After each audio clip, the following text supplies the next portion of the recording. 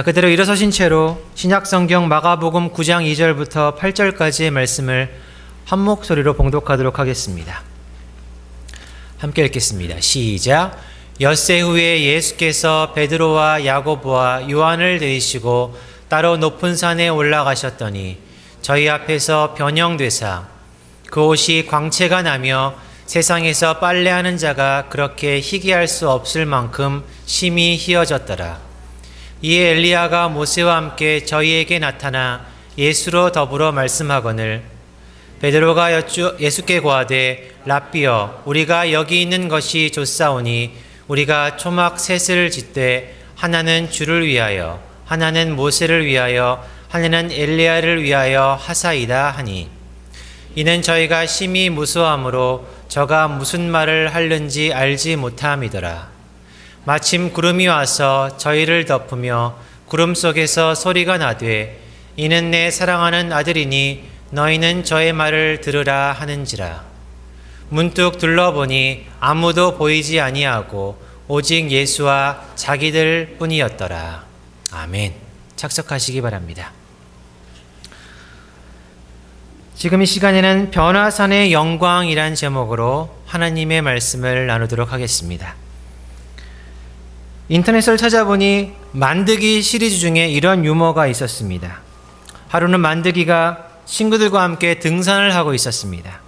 몇 시간을 올라가도 정상은 보이지 않고 모두들 힘들어하고 있었습니다. 만드기도 다리가 후들거리고 너무나 힘이 들었지만 전혀 내색하지 않고 오히려 친구들을 격려하고 위로해 주었습니다.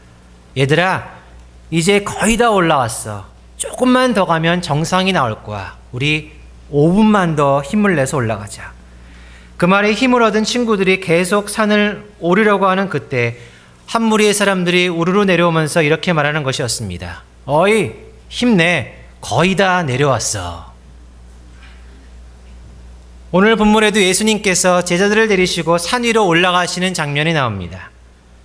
예수님이 베드로와 야고보와 요한을 데리시고 이른바 변화산에 올라가셨습니다. 그리고 그곳에서 제자들은 무척 특별한 체험을 하게 됩니다.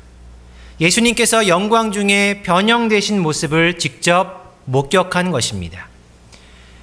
예수님께서 변형되신 이른바 변화산이 어떤 산이었는가에 대해서 의견이 분분합니다만 교회 전승에 따르면 이 변화산은 이스라엘 골짜기 북동쪽 산, 나사렛 동남쪽 9.6km 지점에 위치한 다볼산으로 추정됩니다. 현재 다볼산 정상에는 1924년에 봉헌된 프란시스칸 교회와 그리스 정교회가 세운 교회당이 나란히 위치하고 있습니다. 교회 전승이 맞다면 2000년 전 바로 이 산에서 예수님이 변화되시는 놀라운 사건이 일어났던 것입니다. 그럼 예수님은 왜 변화되신 것일까요? 예수님은 하나님과 동등하신 분이십니다. 비록 인간의 몸을 입고 이 땅에 사셨지만 그 안의 능력만큼은 하나님과 같으신 분이셨습니다. 인간의 육체 안에서 그 크신 하나님의 능력과 신성을 감추며 사셨던 것뿐이었습니다. 그런데 바로 이곳 변화산에서 제자들에게 신으로서의 예수님의 진면목을 보여주셨던 것입니다.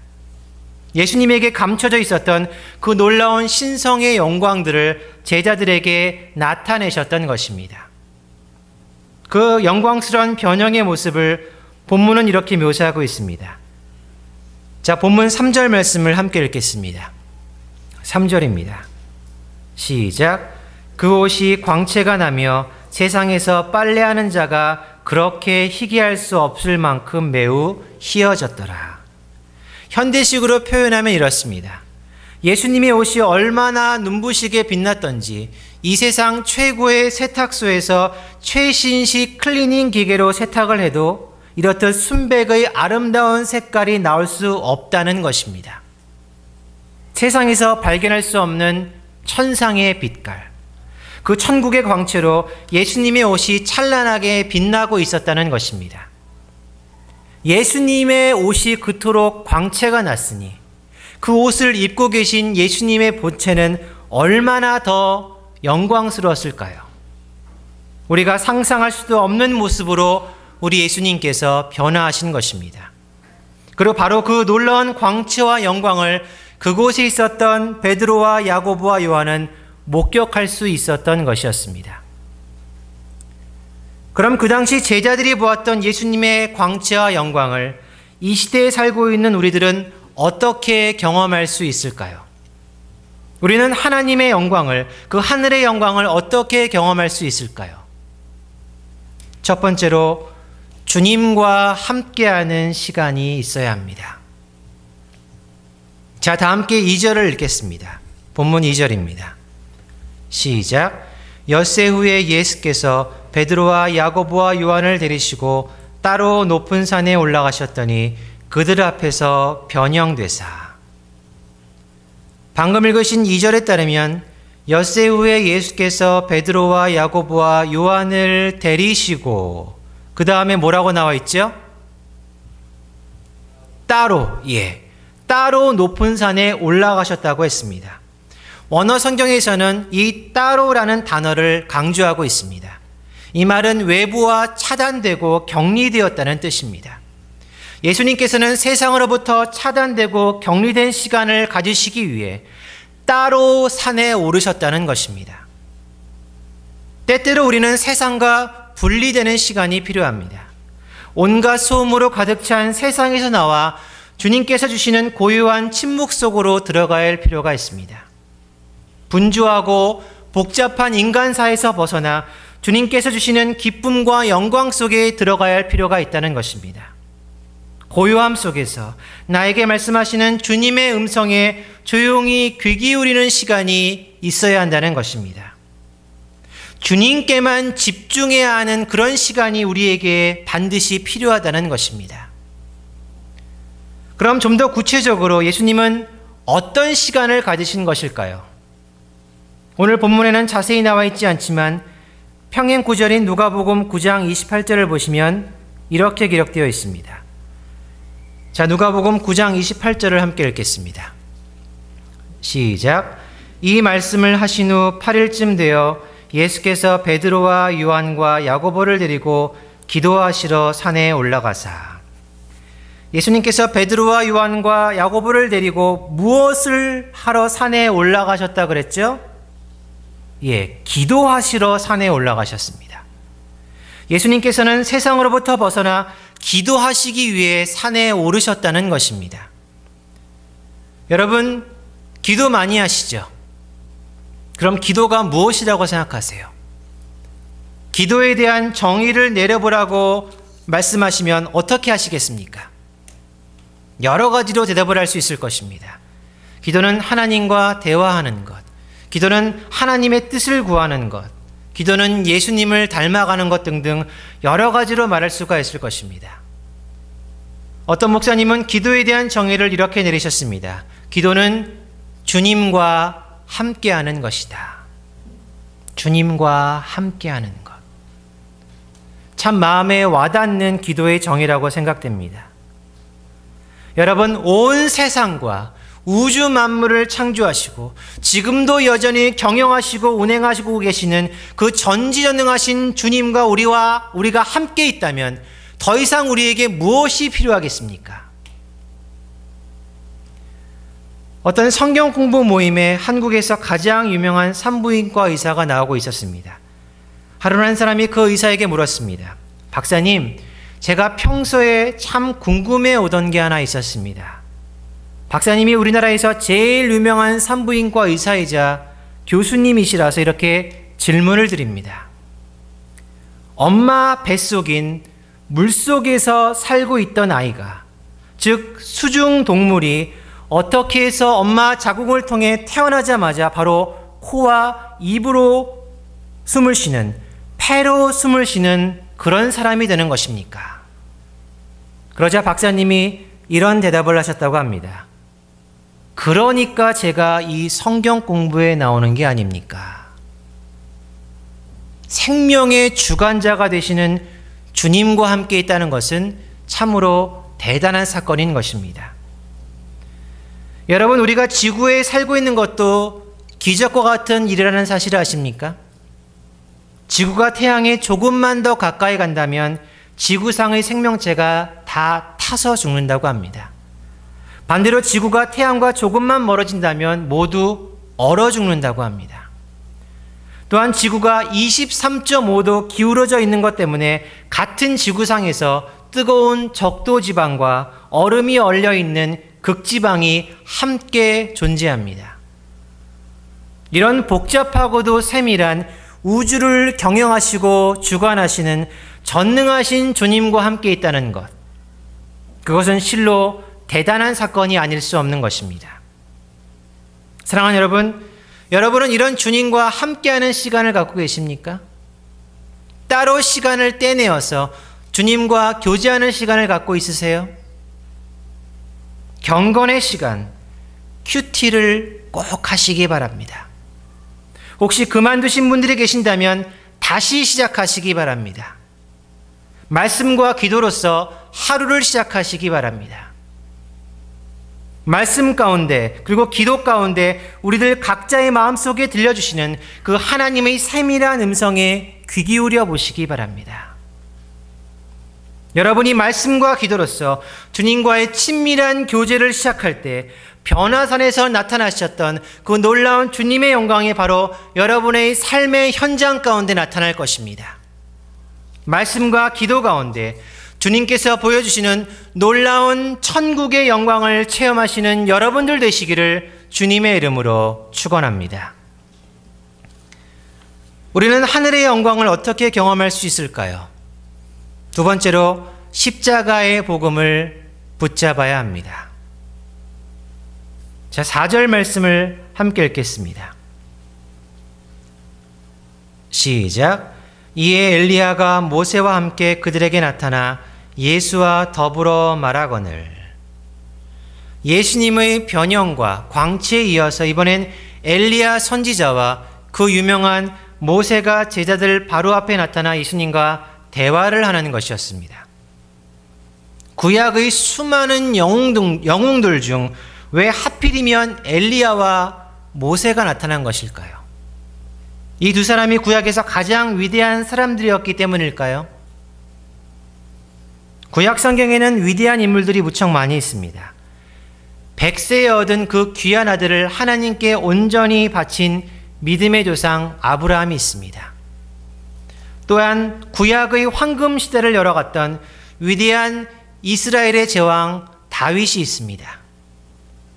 그래서 신약 성경에서 예수님을 소개할 때 아브라함과 다윗의 자손이라는 표현을 종종 사용합니다. 그만큼 아브라함과 다윗은 구약의 대표적 인물이었습니다.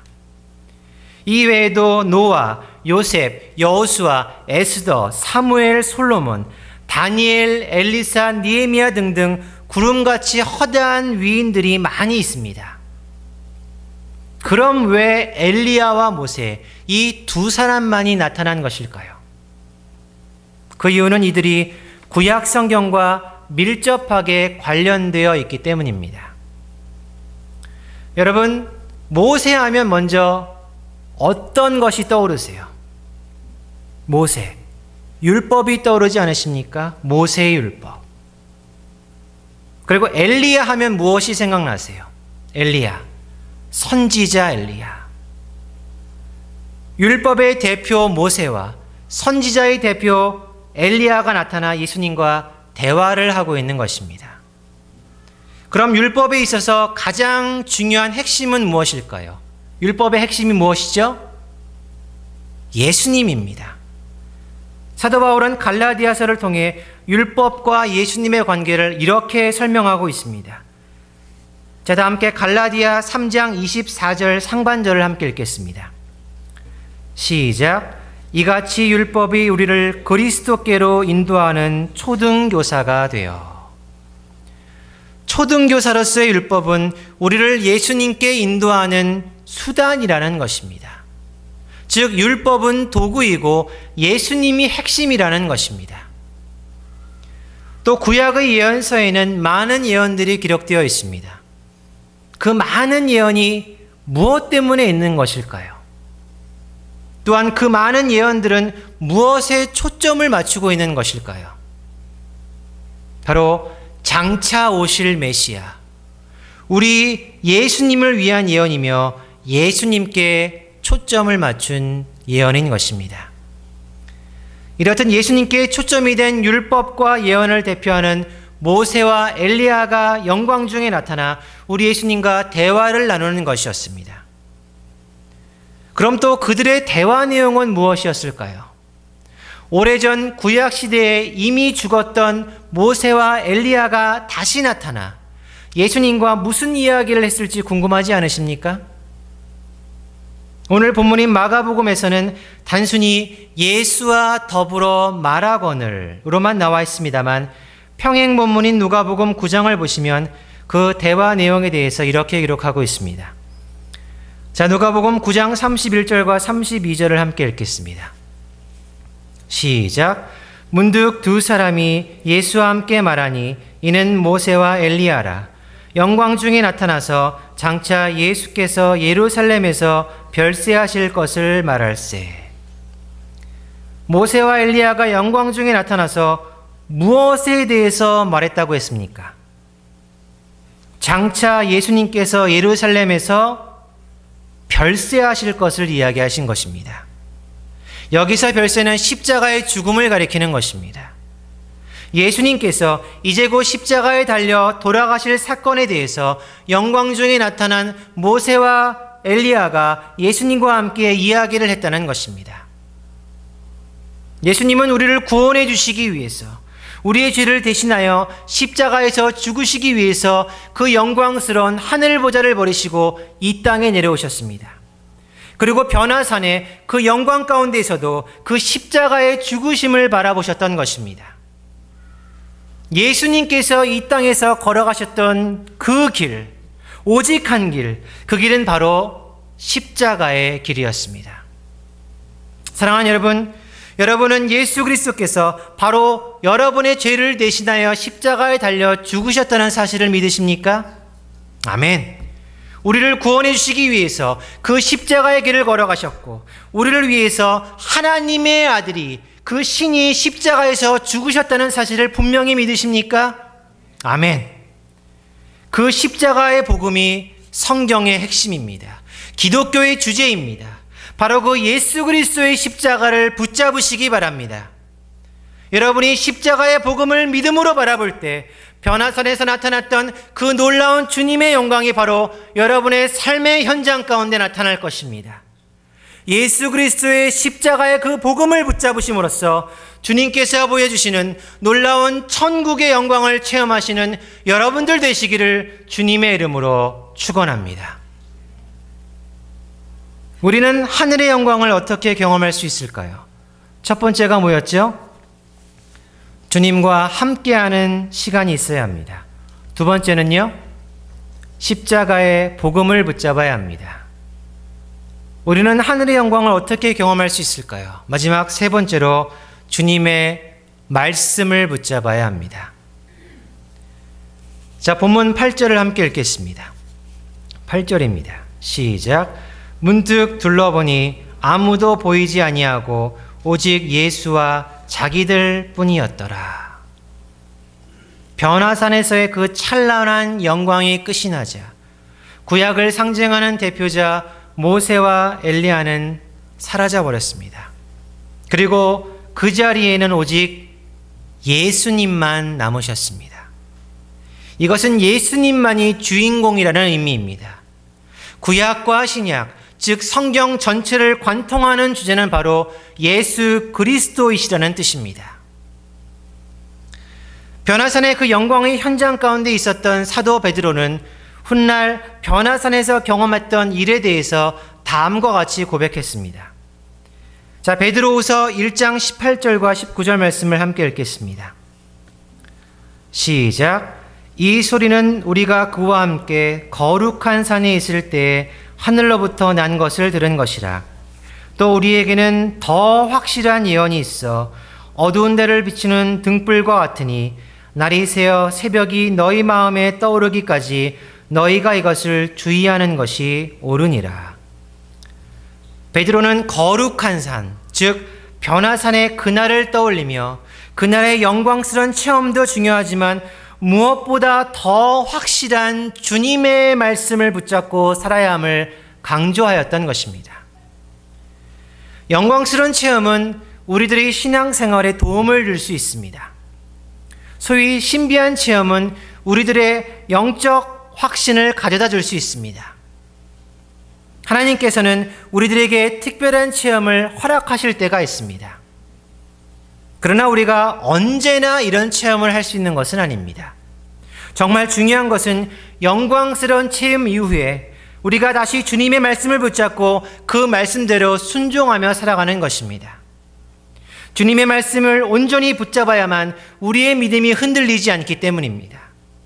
말씀으로 오신 예수님, 말씀 그 자체이신 예수님, 이런 의미에서 사도 베드로는 확실한 예언, 확실한 주님의 말씀을 붙잡아야 한다고 강조하고 있었던 것이었습니다. 우리는 흔히 특별한 신앙 체험이나 신비 체험을 하고 나면 모든 것이 다 해결될 거라고 생각하기 쉽습니다. 그때 받은 영광스러운 감동과 감격으로 인해 모든 것이 다 잘 될 것이라는 기대감이 생기기도 합니다. 그러나 현실은 그렇지가 않습니다. 변화산에서의 그 영광스러운 사건을 경험한 제자들이 산 아래로 내려와 만난 현실은 바로 귀신 들린 아이를 고치지 못해 당황하고 있었던 동료 제자들의 모습이었습니다. 또 이게 전부가 아니었습니다. 그들 앞에는 자신들과 3년 동안이나 동거동락했던 그 예수님이 십자가에 달려 죽으시는, 그 비참히 죽으시는 무시무시한 사건이 기다리고 있었습니다. 이런 그들에게 필요한 것은 십자가에서 죽으시고 다시 살아날 것이라고 예언하신 주님의 말씀을 붙드는 일이었습니다. 그리고 변화산에서의 그 영광을 기억하며 오늘의 고난을 이겨내는 것이었습니다.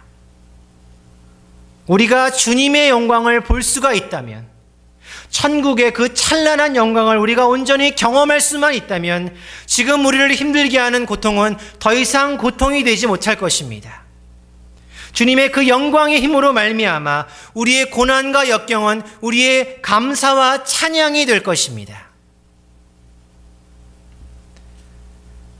독일의 아우슈비츠 수용소는 수많은 유대인들이 학살당했던 곳입니다. 그 참혹한 수용소에서 유대인들은 눈물을 뿌리면서 하나님을 향해 이렇게 외쳤습니다. 하나님 지금 어디에 계십니까? 어떻게 이런 일을 허용하고 계십니까? 그들의 피 맺힌 절규는 연합군이 독일군을 물리쳐 수용소를 탈환할 때까지 계속됩니다. 드디어 전쟁이 끝나 연합군이 탈환한 수용소를 점검하러 들어갔습니다. 점검하던 연합군 병사 중 한 명이 한쪽 벽 후미진 곳에 글씨가 쓰여져 있는 것을 우연히 발견하게 됩니다. 어느 그리스도인의 신앙 고백인 것 같은 그 글에는 놀라운 내용이 담겨져 있었습니다. 그 크신 하나님의 사랑 말로 다 형용 못하네. 하늘을 두루마리 삼고 바다를 먹물 삼아도 다 기록할 수 없는 하나님의 사랑 다 기록할 수 없겠네. 이 지옥과 같은 수용소에서 죽음만을 기다리고 있었던 한 유대인이 하나님의 사랑을 찬양하고 있었다니 그 연합군 병사는 놀라지 않을 수 없었습니다. 그런데 그 밑에 또 하나의 놀라운 문장이 눈에 띄었습니다. 하나님은 바로 여기에 계십니다. 그렇습니다. 그는 하나님의 영광을 보았던 것입니다. 하늘나라의 찬란한 영광, 주님의 영광을 체험했던 그는 지옥과 같은 수용소에서도 그 고통스러운 죽음 앞에서도 하나님을 찬양할 수 있었던 것이었습니다. 왜냐하면 그 놀라운 주님의 영광이 그를 감싸 안고 있었기 때문입니다. 천국의 영광이 그를 기다리고 있었기 때문입니다. 사랑하는 여러분, 여러분의 삶에 어려움이 있으십니까? 고통과 시련이 있으십니까? 삶 가운데 고난과 역경이 있으십니까? 도저히 내 힘으로는 감당할 수 없는 그런 일들로 인해 어찌해야 할 바를 모르고 계십니까? 그렇다면 주님의 영광을 구하시기 바랍니다. 하늘나라의 영광을 구하시기 바랍니다. 그렇기 위해서는 먼저 엎드려 기도하셔야 합니다. 기도로서 주님과 함께하는 시간을 가지셔야 합니다. 또한 십자가의 복음을 붙잡으셔야 합니다. 나를 위해 죽으신 예수 그리스도의 십자가 앞에 나의 믿음을 드리셔야 합니다. 그리고 무엇보다 확실한 주님의 말씀을 붙잡으시고 그 말씀에 순종하셔야 합니다. 그리하여 하나님께서 예비하신 주님의 영광을 경험하시기를 바랍니다. 하늘나라의 영광을 바라보시고 오늘의 고난과 역경을 승리해 나가시기를 바랍니다. 장차 우리에게 나타날 영광을 믿음으로 바라보시고 그 영광의 내일을 향해 걸어가실 수 있는 여러분들 되시기를 주님의 이름으로 축원합니다. 기도하시겠습니다.